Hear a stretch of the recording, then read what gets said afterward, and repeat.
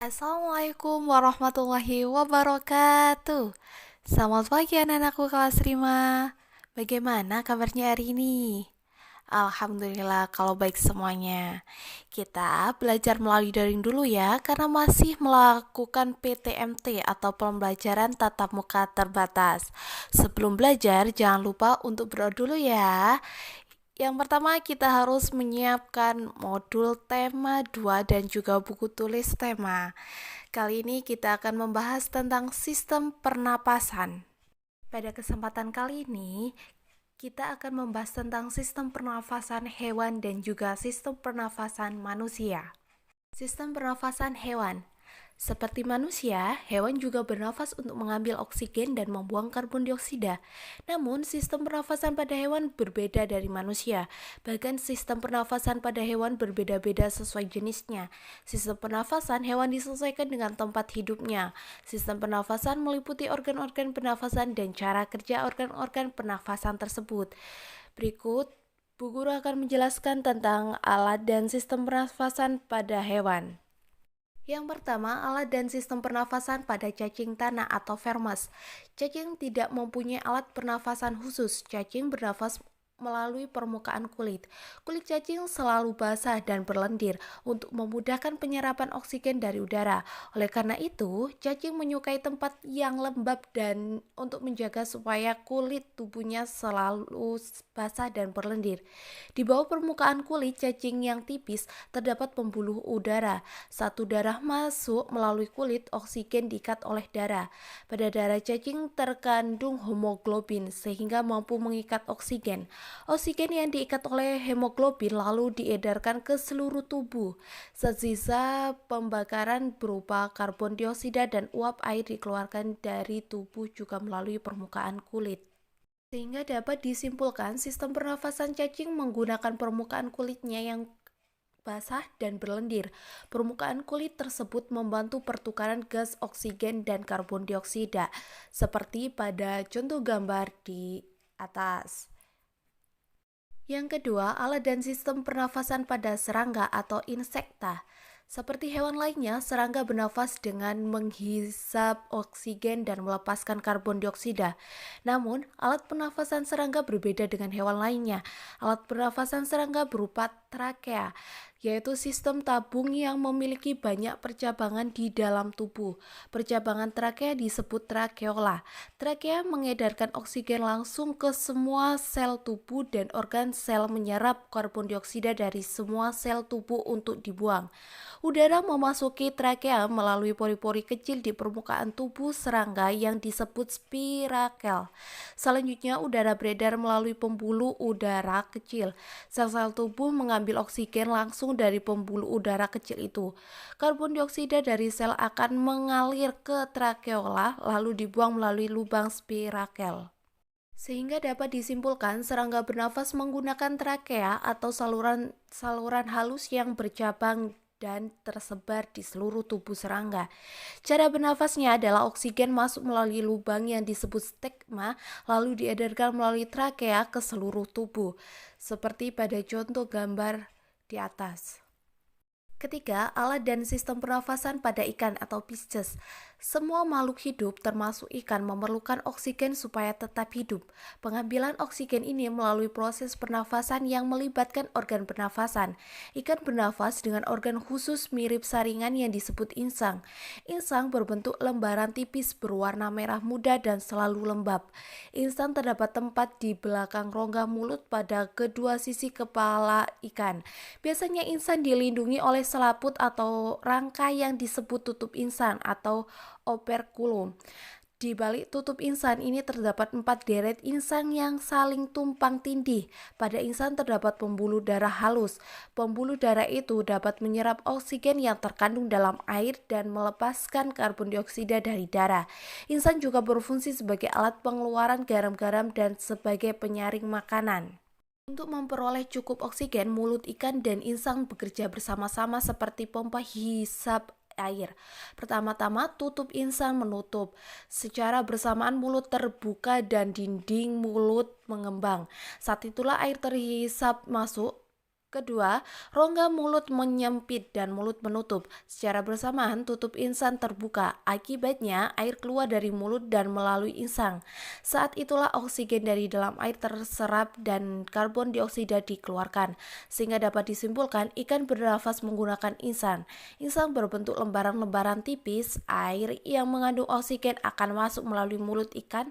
Lalu mulut ikan tertutup dan ikan akan mengalir ke bagian insang yang terbuka dan terjadilah pertukaran oksigen dengan karbon dioksida. Seperti pada gambar kiri atas, itu contoh sistem pernafasan pada ikan. Nah, pada gambar kiri di samping bawah ditunjukkan saat pernafasan dimulai, mulut ikan membuka dan rongga mulut mengembang untuk menghisap air. Gambar anak panah biru menunjukkan aliran air masuk ke dalam rongga mulut. Gambar sebelah kanan menunjukkan saat berikutnya mulut ikan menutup dan tutup insang membuka. Gerakan mulut ikan dan tutup insang ini secara bersamaan memompa air keluar dari rongga insang. Anak panah biru menunjukkan aliran air keluar melalui insang. Yang keempat, alat dan sistem pernafasan pada hewan amfibi.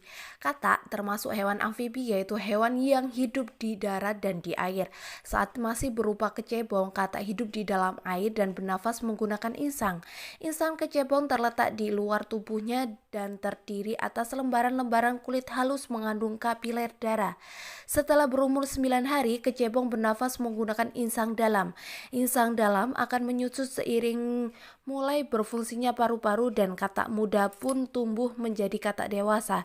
Katak dewasa bernafas menggunakan paru-paru dan permukaan kulit.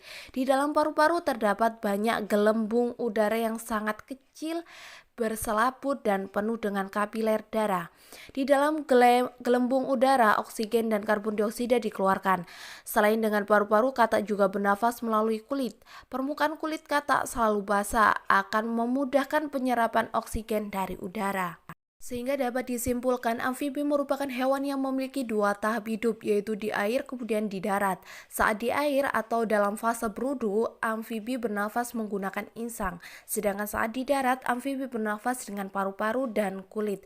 Amfibi memiliki kulit yang selalu lembab dan basah untuk membantu pertukaran oksigen dan karbon dioksida. Seperti pada contoh gambar di bawah. 5. Yaitu alat dan sistem pernafasan pada reptil. Hewan yang termasuk jenis reptil diantaranya ular, kadal, cicak, buaya, dan biawak. Reptil bernafas menggunakan paru-paru. Udara masuk melalui hidung lalu ke batang tenggorokan lalu ke paru-paru.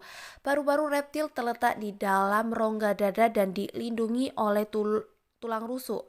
Paru-paru reptil sederhana dengan beberapa lipatan dinding yang dapat perbesar permukaan paru-paru. Namun, paru-paru kadal dan buaya lebih kompleks dengan beberapa belahan dan bertekstur seperti spons. Pada reptil yang sering berkubang di air seperti buaya, lubang hidungnya dapat ditutup selama menyelam. Dengan begitu, air tidak akan masuk ke dalam paru-paru. Sehingga dapat disimpulkan reptilia bernafas menggunakan paru-paru. Oksigen masuk melalui hidung ke tenggorokan lalu ke paru-paru. Karbon dioksida pun dibuang melalui jalur yang sama. Ada reptilia yang dapat menyelam seperti kura-kura, penyu, dan buaya. Itu contoh organ pernafasan pada ular. Yang keenam, alat dan sistem pernafasan pada burung atau aves. Burung bernafas dengan sepasang paru-paru. Paru-paru burung terletak di dalam rongga dada. Udara yang mengandung oksigen masuk melalui lubang hidung pada pangkal paru sebelah atas. Selanjutnya, udara masuk ke pembuluh udara yang disebut trakea. Dari trakea, udara sebagian masuk ke paru-paru dan sebagian lagi masuk ke kantong udara. Kantong udara burung berfungsi sebagai tempat penyimpanan udara. Saat tidak terbang, burung menghirup udara sebanyak-banyaknya. Udara yang dihirup itu kemudian disimpan dalam kantong udara. Saat terbang, burung tidak menyuruh udara melainkan mengambil dari kantong udara.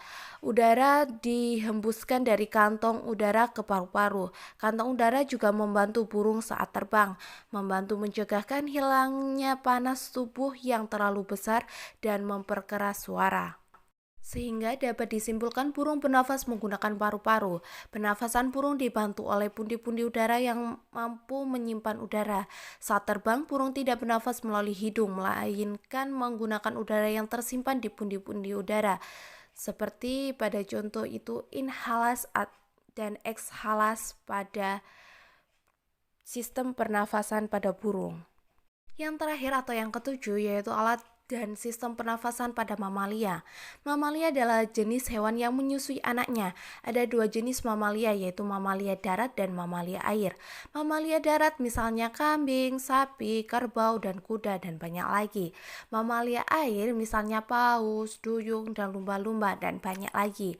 Alat pernafasan mamalia darat terdiri atas hidung, pangkal tenggorokan, batang tenggorokan, dan paru-paru. Sedangkan alat pernafasan mamalia air, hidungnya dilengkapi dengan katup.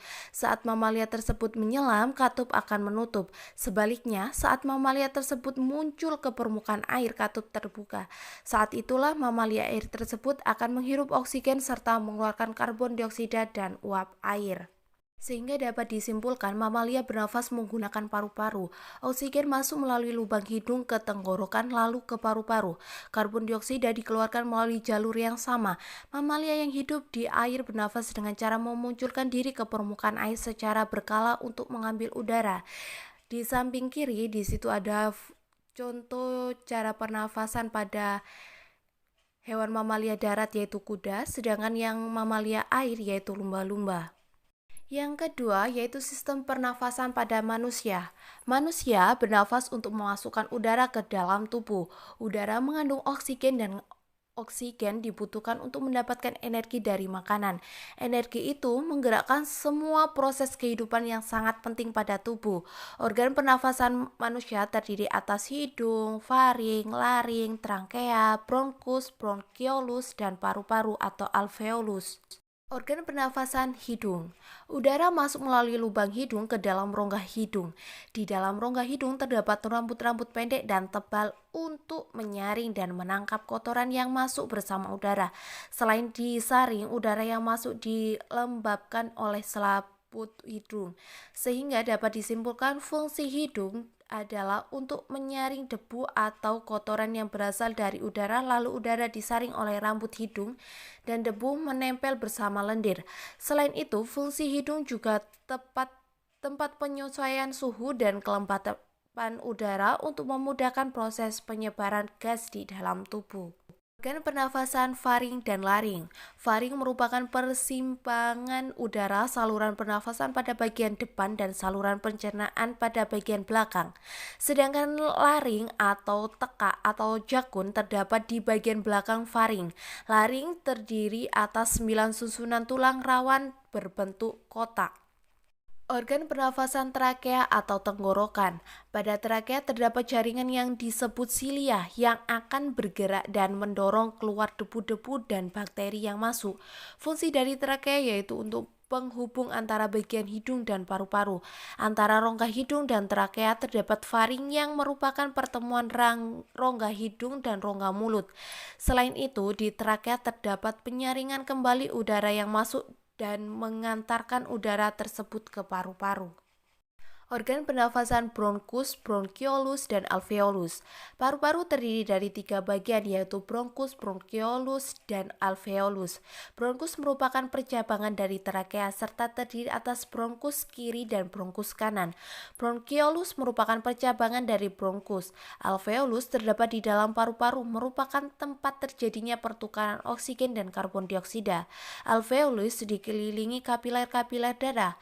Alveolus berbentuk seperti buah anggur, sehingga dapat disimpulkan bronkus adalah 2 percabangan dari trakea yang menuju paru-paru kanan dan kiri. Setiap bronkus mengalami percabangan lagi yang disebut bronkiolus.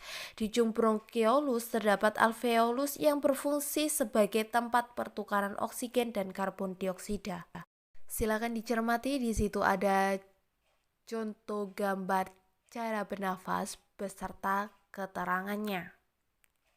Alat-alat pernafasan pada manusia. Udara masuk ke dalam tubuh melalui lubang hidung, lalu masuk ke dalam batang tenggorokan. Batang tenggorokan adalah sebuah pipa mulai dari belakang hidung dan mulut, lalu turun ke paru-paru. Dari batang tenggorokan udara masuk ke dalam paru-paru, lalu di dalam paru-paru oksigen terserap ke dalam pembuluh darah halus. Sebaliknya, gas karbon dioksida dari pembuluh darah masuk ke dalam paru-paru dan selanjutnya dibuang saat kita menghembuskan nafas. Proses pernafasan pada manusia. Bernafas adalah kegiatan menghirup oksigen ke dalam tubuh dan membuang karbon dioksida dari dalam tubuh. Kegiatan bernafas membutuhkan kekuatan otot. Otot pernafasan utama adalah diafragma. Diafragma terdapat di dalam tubuh di bagian bawah rongga dada. Diafragma berbentuk seperti kuba. Saat kita menghirup udara, diafragma akan berkontraksi menjadi lebih datar. Saat itu paru-paru membesar untuk dapat menampung udara yang kita hirup. Saat kita menghirup udara, otot-otot tulang rusuk mengangkat tulang rusuk kita sehingga paru-paru membesar. Sebaliknya, saat membuang nafas, otot diafragma akan relaksasi dan otot tulang rusuk mengendur. Paru-paru mengkerut lagi ke udaranya yang lebih kecil dan menghembuskan udara pengap berisi karbon dioksida. Proses pernafasan manusia dibedakan menjadi dua, yaitu proses menghirup udara dan proses menghembuskan udara. Proses menghirup udara yang pertama, udara masuk melalui hidung. Yang kedua, udara disaring oleh lendir dan rambut hidung. Yang ketiga, paru-paru mengembang dan organ dada membesar. Yang keempat, gas oksigen diserap oleh alveolus. Sedangkan proses menghembuskan udara yang pertama, paru-paru mengempis dan rongga dada kembali ke ukuran semula. Yang kedua, udara keluar melalui saluran pernafasan. Yang ketiga, udara yang dikeluarkan mengandung gas karbon dioksida dan uap air. Seperti gambar di samping kiri, yang bagian A yaitu proses menghirup udara dan yang bagian B adalah proses menghembuskan udara. Jadi ada dua jenis pernafasan, yaitu pernafasan dada dan pernafasan perut. Pernafasan dada adalah pernafasan yang menggunakan otot antara tulang rusuk, sedangkan pernafasan perut adalah pernafasan yang menggunakan diafragma. Pernafasan dada dan pernafasan perut terjadi secara bersamaan. Itu adalah penjelasan tentang sistem pernafasan pada hewan dan juga manusia. Sekarang Bu Guru memiliki 4 soal yang harus kalian kerjakan pada buku tulis tema. Sekian dan terima kasih, dan itu adalah penjelasan dari Bu Guru. Semoga ilmunya menjadi ilmu yang bermanfaat, dan apabila ada yang tidak paham bisa tanya langsung kepada Pak Guru. Selamat mengerjakan dan jangan lupa untuk selalu jaga kesehatan dalam masa pandemi COVID ini. Dan jangan lupa untuk selalu menggunakan masker saat keluar rumah dan selalu mencuci tangan. Bu Guru akhiri, wassalamualaikum warahmatullahi wabarakatuh.